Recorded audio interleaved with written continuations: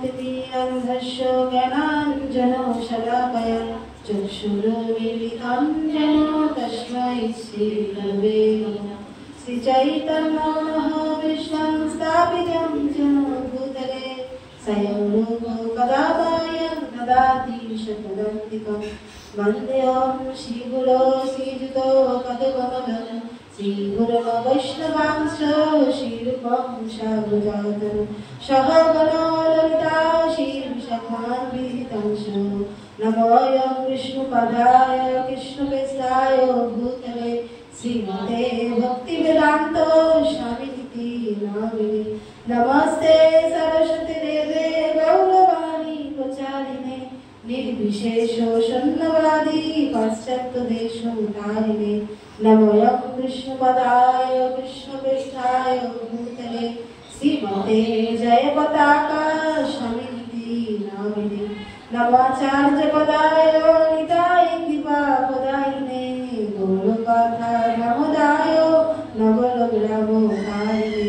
वाञ्छाकल्पतरुभ्यश्च कृपासिन्धुभ्यो एव च पतितानां पावनेभ्यो वैष्णवेभ्यो नमो नमः।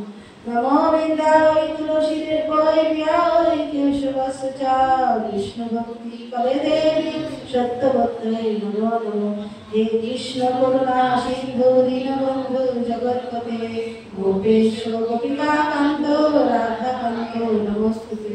तप्तकाञ्चन गौराङ्गी राधे वृन्दावनेश्वरी विश्वभानुसुते देवी प्रणमामि हरिप्रिये। नमो महावदनाय कृष्णप्रेमोपदायते कृष्णाय कृष्णचैतन्य नाम्ने गौरवसे नमः। नीलाचल निवासाय नित्याय परमात्मने बलभद्र सुभद्राभ्यां जगन्नाथाय ते नमः। जय श्री कृष्ण चैतन्य प्रभु नित्यानंद श्री अद्वैत गदाधर शिवासादि शिवभक्तवृंद। हरे कृष्ण कृष्ण कृष्ण हरे हरे हरे राम राम राम हरे हरे। हरे कृष्ण कृष्ण कृष्ण हरे हरे हरे राम राम राम हरे हरे।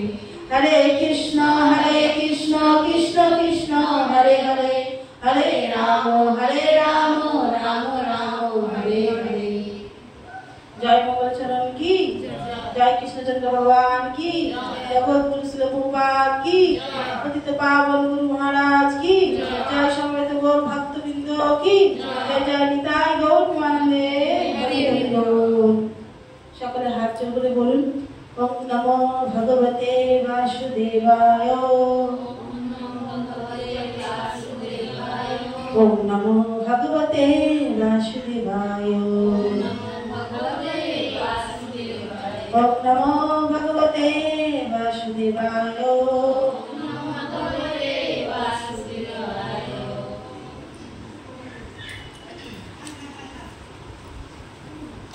हरे कृष्ण। আমরা সাংখ্যযোগ থেকে একটি পাঠ শ্লোক করব। হ্যাঁ, সেটি হচ্ছে 50 নম্বর শ্লোক, দ্বিতীয় অধ্যায় সাংখ্যযোগ 50 নম্বর শ্লোক। সকলে আমার পরে পরে বলার প্রয়াস করবেন।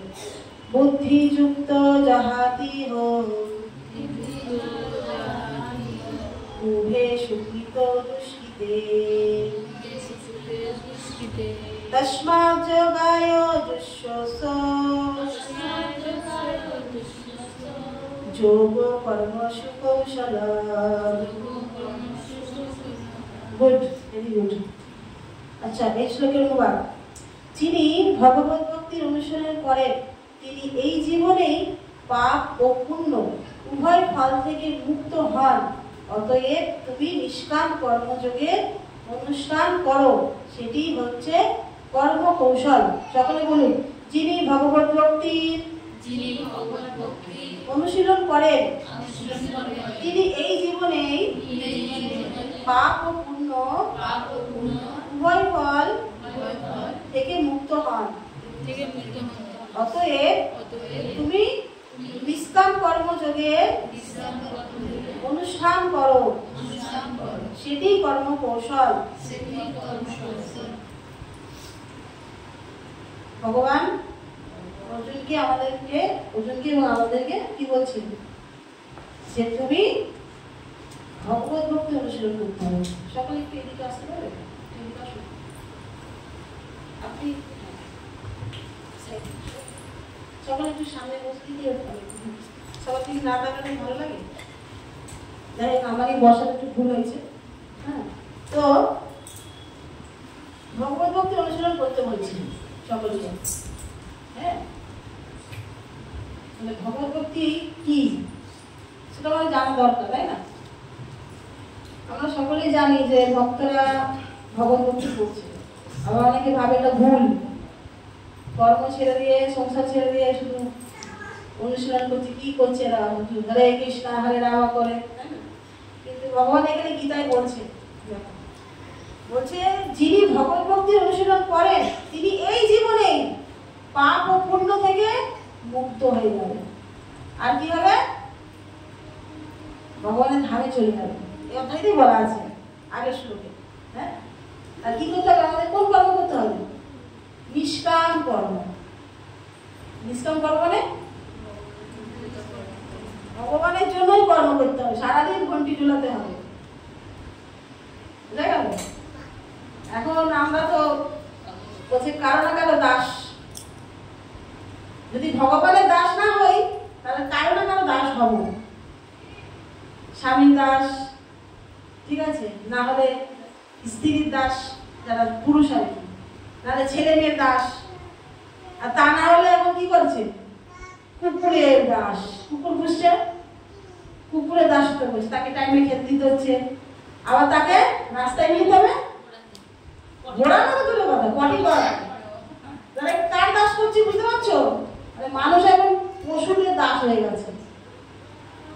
কিন্তু ভগবানের দাস হতে বললে বলবে কি সময়?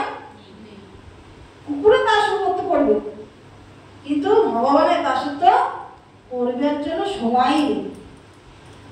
এই শ্লোকে কি বলেছে? বলছে যদি এই জীবনে যদি আমরা ভগবত ভক্তি অনুশীলন করি, কি না ভগবানের জন্য কর্ম করতে হবে। যা কিছু আজকে আমরা রান্না করছি, ভগবানকে দিচ্ছি না, আমরা সবাই খাচ্ছি, ভগবানকে বাদ দিয়ে সবাইকে দিচ্ছি। সবার দাস রান্না করে দেবো, তবে তবে তারা খাবে তো। কিন্তু ভগবানকে দিতেই আমাদের কষ্ট। বাবা ভোগ লাগাতে হবে, তারপরে খেতে পারবো, রান্না করতে হবে, পেঁয়াজ রসুন দেওয়া যাবে না। হ্যাঁ, সবার কারোর জন্য সবার জন্য ভাবছি, কিন্তু যার জন্য ভাবা দরকার সে তার জন্য ভাবছি না। কারণ ভগবান বলে দিয়েছে যদি একটু আমরা ভগবভক্তি করি এই জীবনেই আমাদের সমস্ত পাপ পুণ্য এখানে শেষ। কারণ যদি আমরা পুণ্য কর্ম করি, কারোর জন্য করি, তাহলে কি হবে? সেটা পুণ্য কর্ম। তার জন্য কি হবে? পুণ্য কর্ম করলে কোথায় যাবো? স্বর্গে। আর পাপ কর্ম করলে? তাহলে এবার দেখো আমরা কিন্তু দুটোই করছি। এখন যে জীব হত্যা করে খাওয়া, এটা কি ভালো? এটা কি পাপ কর্ম, তাই না? আর কাউকে কিছু দান করলাম, হ্যাঁ, এটা হচ্ছে কি পুণ্য কর্ম। এই দুটো কর্ম কেউ আমাদের ভগবত ভক্তরা করতে পারবে না, পুণ্য না পাপ। একমাত্র কি কর্ম করতে হবে? নিষ্কাম কর্ম। এখানে লিখে দিয়েছে একদম কষ্ট যে তুমি ফল ভোগের আশা ত্যাগ করে শুধু আমার জন্য কর্ম করো, তাহলে তুমি মুক্ত হয়ে আমার কাছে ফিরে আসবে। কিন্তু আমরা কি ফিরতে চাই? এত সুন্দর জগৎ, হ্যাঁ, এত সুন্দর পরিবেশ, বাড়িঘর, এত আত্মীয় স্বজন, এত আমরা বলি প্রতি দেবতা প্রতি দেবতা। হ্যাঁ, যদি এখন আমি মরে যাই প্রতি আবার একটা নিয়ে আসবে দেবতা করার জন্য, তাই না? কদিন মনে রাখবে? হ্যাঁ, কদিন মনে রাখবে? সবিতা হবে এখন যদি আমি মরে যাই আমার স্বামী কদিন মনে রাখবে? আবার বিয়ে করার জন্য মেয়ে খুঁজবে, তাই না? তাহলে আমার প্রতির জন্য কি বলছি? ভগবানকে দূরে রাখছি। কিন্তু বলছে না, এই না যে ভগবানকে শুধু মনে রাখবো বা অন্য কাউকে সংসার দেখবো না, তা বলছে না। কৃষ্ণের জন্য সংসার করতে হবে, কৃষ্ণকে নিয়ে। হ্যাঁ, না হলে কি হবে? 0 0 0 0 0 0 ইকুয়ালিটি কি হবে? কিছু লাভ আছে? 0 লাভ আছে 0, কিন্তু 0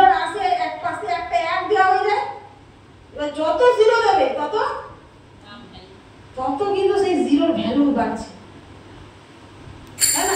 0 0 0 0 কিন্তু 0, কিন্তু 0 আগে একটা যদি এক, এই একটা হচ্ছে কে? ভগবান কৃষ্ণ। তাকে কেন্দ্রিক করে জীবন যাপন করতে হবে। তাহলে এই যে আমরা কষ্ট পাচ্ছি, রোগ ব্যাধি, হ্যাঁ, হয়তো টাকা পয়সা আছে কিন্তু সুখ নাই, হ্যাঁ, আবার সুখ থাকলে টাকা পয়সা নাই, আবার সুখ আছে তো রোগ ব্যাধি ভরে গেছে। এই জগতে কেউ পুরোপুরি সুখী নয়। তাহলে এই চেষ্টা করতে হবে কি আমাদেরকে এই জগৎ থেকে চলে যাওয়া, তাই না? মানুষ বলে না বাবা এত রোগ পাচ্ছি তার থেকে বড় চলে যাবে, তাই না? চলে যাবে কোথায়? সে রাস্তা কি করছি?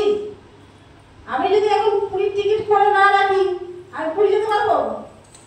হ্যাঁ, সময় হয়ে গেলে পারবো? সেখানে যাওয়ার টিকিট করে রাখতে হবে। তৎকাল টিকিট পাওয়া কি সহজ? সহজ না, সবসময় পাওয়াও যায় না। এইরকম যদি আমরা এখন থেকে অল্প বয়স থেকে ভক্তি করি আর বৃদ্ধ বয়সে মনে করি ভক্তি করবো, তখন আর হবে না। এই যে মাসিমা এখন কত কষ্ট, হাঁটু ব্যথা, কি কষ্ট হয় না? এই কষ্ট এই এখন পরিক্রমা যদি করতে বলে 21 কিলোমিটার পরিক্রমা, অল্প বয়স করেই পাচ্ছে না।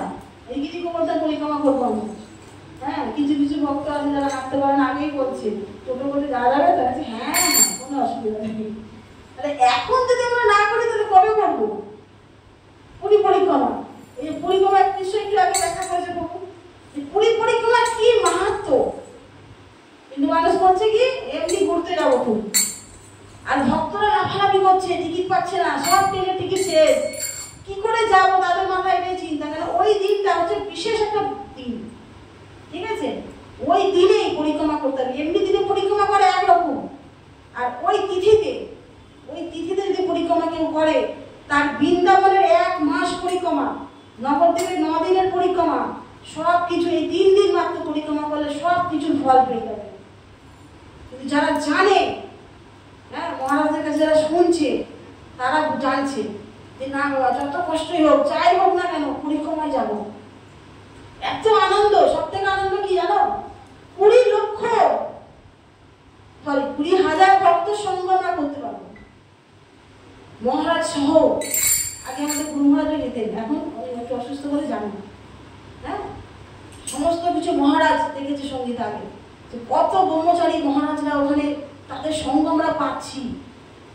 এর থেকে মানে ভাগ্যবান আর কেউ হতে পারে না। এই জীবনের সব থেকে সুখ, এই যে তুমি একটু আগে বললো আমাদের জীবনের সম্পদ কি জানা আছে? টাকা পয়সা না, কিন্তু দৌড়াচ্ছি তো টাকা পয়সার জন্য, টাকা পয়সা না হলে চলবে? আমাদের জীবনের সম্পদ হচ্ছে এই যে গীতা ভাগবত অধ্যয়ন। কবে আমরা শেষ করব? এর মধ্যে কি আছে ভগবান ব্যাখ্যা করেছে, ভগবান নিজে অবতার রূপে ব্যাখ্যা রূপে বসে লিখেছে। হ্যাঁ, তো তার সম্পর্কে তার চেয়ে কে জানবে? নিজের সম্পর্কে আমি নিজে ছাড়া কে অন্য কেউ জানতে পারবে? তাহলে ভগবানের সম্বন্ধে ভগবান নিজে এসেছে ব্যাসদেব রূপে। হ্যাঁ, তার অবতার হয়ে সে নিজে লিখেছে যে ভাগবত। ভাগবত আমরা কবে পড়ে শেষ করবো? আমাদের 18খানা বই, 18,000 শ্লোক, এই চিন্তা রাখতে হবে। শেষ হয় না? আমার শেষ হয়ে গেছে, কিন্তু গোপন কথা বলে দিচ্ছি। আমার ভাগবত একবার শেষ হয়ে গেছে, আমি আবার নতুন করে শুরু করেছি। আমার পড়তে 5 বছর লেগেছে। কন্টিনিউ করতে হবে, কন্টিনিউ রোজ। আমি আগে অনেক পড়তাম, মানে প্রতিদিন অন্তত একটা অধ্যায় পুরো পড়ার চেষ্টা করতাম। এখন একটু ফাঁকিবাজ হয়ে গেছে, মানে পড়া শেষ হয়ে গেছে তো, তাই এখন একটু কম পড়ি। কিন্তু প্রতিদিন আমরা খাচ্ছি, ঘুমাচ্ছি, সবকিছু করছি, কিন্তু এইগুলো থেকেই আমরা ডুবে আছি। কলি যুগের মধ্যে কোনো যুগ নেই, খারাপ বলো আর ভালো বলো। যদি ভালো দিক দিয়েও বলি কলি যুগের মধ্যে শ্রেষ্ঠ যুগ নেই, আর খারাপ দিক দিয়েও যদি বলিস কলি যুগের মধ্যে খারাপ যুগ আর কোনো যুগ নেই। ভালোটা কি?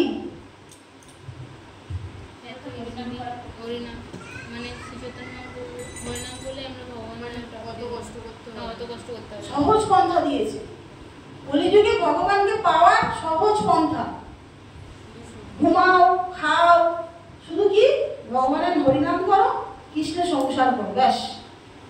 এত সহজ পন্থা অন্য কোনো যুগে ছিল?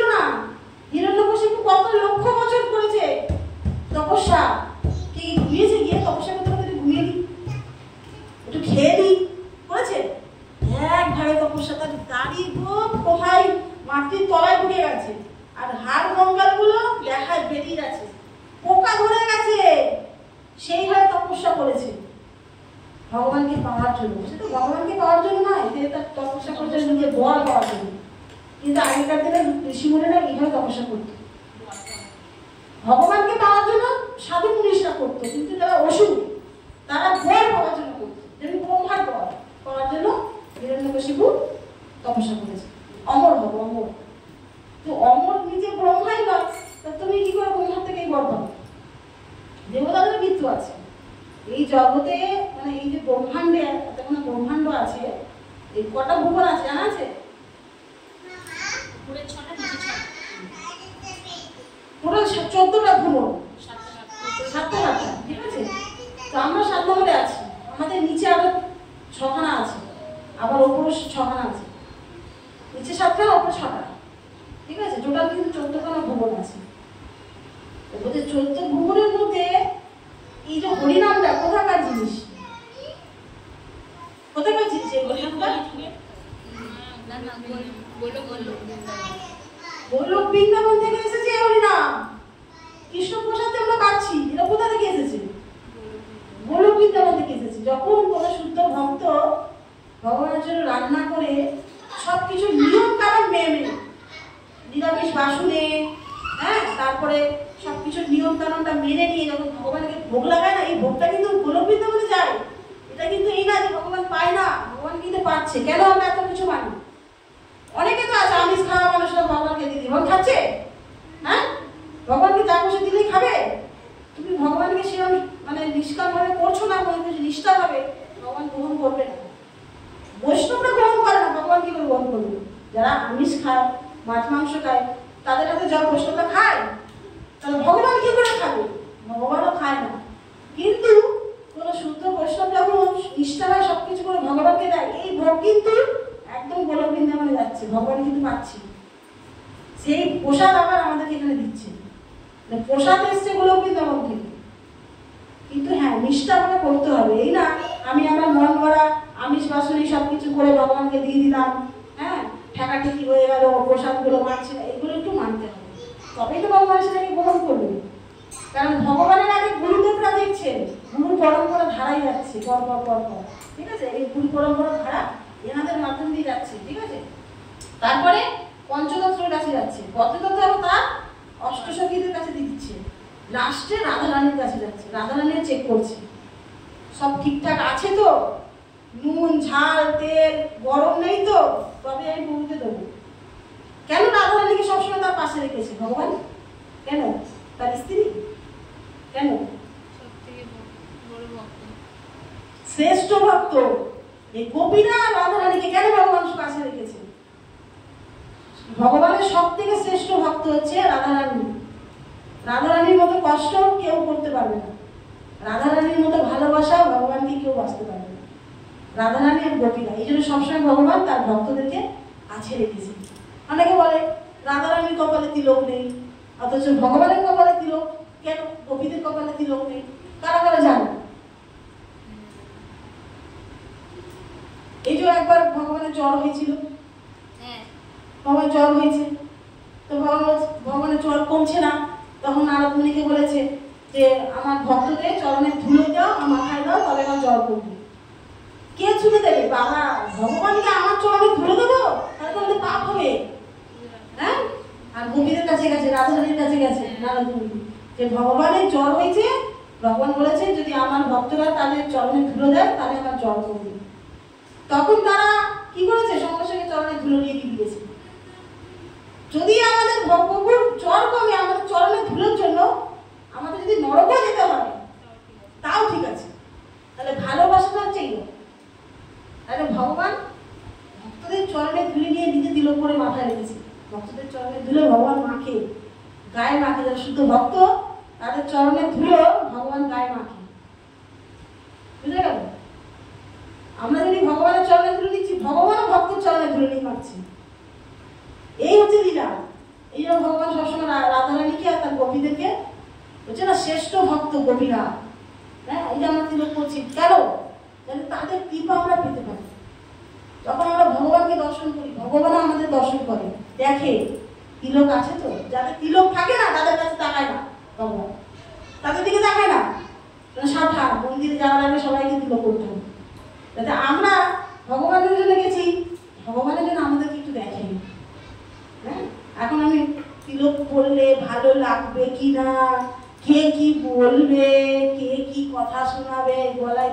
এইসব যদি আমরা বিচার করি আমরা ভগবানকে পাবো? হ্যাঁ, আমার ভগবান আগে না আমার এদের সাথে কথা এত দেখানি আগে? এইগুলো অনেক বিচার করতে পারছে। নতুন নতুন যারা ভক্তি জীবনে আসে তখন তো খুব লজ্জা লাগে, আবার তিলক করে লোকে, কিন্তু যারা ভগবানকে সত্যি করে ভালোবাসবে এই তত্ত্ব জেনে যাবে সে তিলক ছাড়া কখনো থাকবে না, এক সেকেন্ড সে তিলক ছাড়া থাকবে না। সবসময় দেখবে ভক্তদের কপালে তিলক, হ্যাঁ, স্নান করে তিলক, মুখ কোনো রকম ভেঙে আবার আচরণ করে আবার তিলক, তিলক ছাড়া এক বিন্দু। কারণ হচ্ছে যদি কোনো রকম তার মৃত্যু হয়ে যায় এই তিলকটার জন্য ভগবান ধামে সে প্রবেশ করতে পারবে না। বোঝা গেল? ইংলিশ মিডিয়াম স্কুলে দিয়েছো বাচ্চাকে, জুতো না পরে গেলে ঢুকতে দেবে? টাই না পরে গেলে ঢুকতে দেবে? দেবে? দেবে না। সেরকম ভগবানেরও ধামের এই যে পোশাক তিলক মালা যদি না থাকে বৈকুণ্ঠ ধামে প্রবেশ করতে পারবে না। বোঝা গেল? তিলক মালা কিন্তু সবসময় আমাদের পরে থাকতে হবে, দাদুর সঙ্গে তিলক। হ্যাঁ, আর অন্যরাও যখন দেখছে ঠিক আছে বন্ধু।